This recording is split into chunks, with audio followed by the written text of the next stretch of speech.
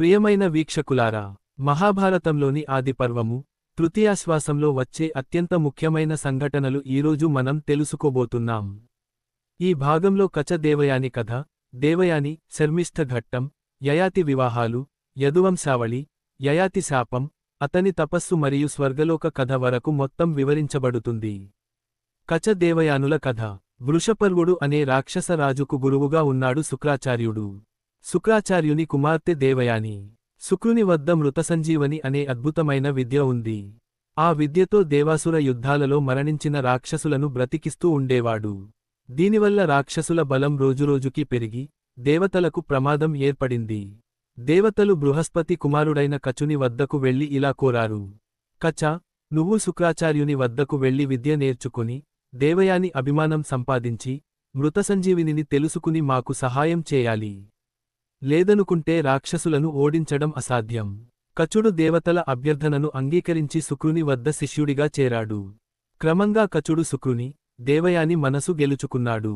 అది చూసి రాక్షస శిష్యులకు అసూయ పుట్టి కచుని తొలిసారి చంపి అడవిలో వదిలేశారు. శుక్రుని మృతసంజీవనితో అతను బ్రతికాడు. రెండోసారి చంపి పర్వతాలొద్ద దాచారు. మళ్లీ శుక్రునే కచుని బ్రతికించాడు.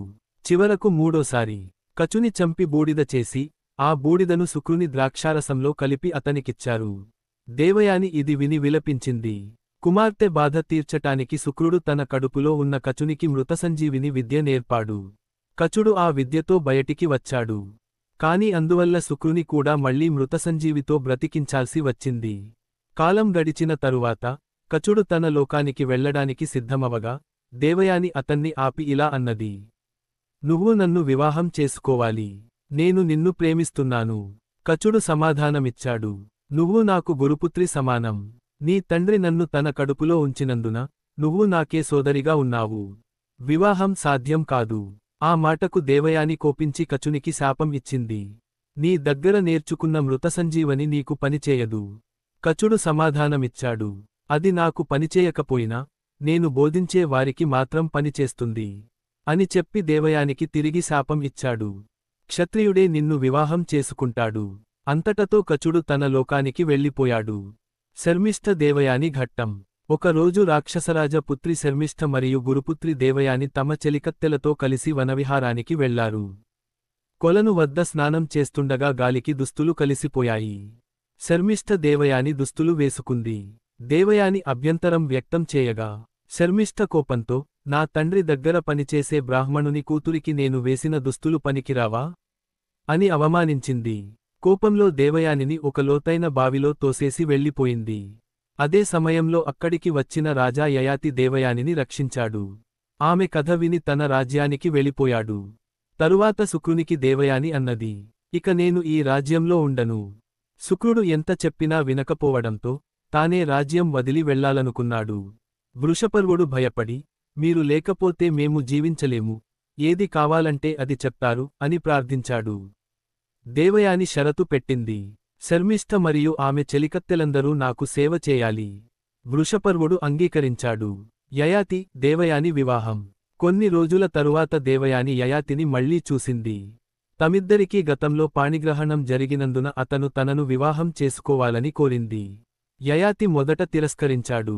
క్షత్రియుడు బ్రాహ్మణ కన్యను వివాహం చేసుకోవడం ధర్మం కాదు అన్నాడు. కాని దేవయాని శుక్రుని వద్దకు వెళ్లి అనుమతి తీసుకుంది. శుక్రును అంగీకరించడంతో యయాతి దేవయానిని వివాహం చేసుకున్నాడు. వెళ్లే ముందు శుక్రుడు ఒక హెచ్చరిక ఇచ్చాడు: శర్మిష్ఠ వృషపర్వుని కూతురు. ఆమెను దూరంగా ఉంచాలి. యదువంశ కథ.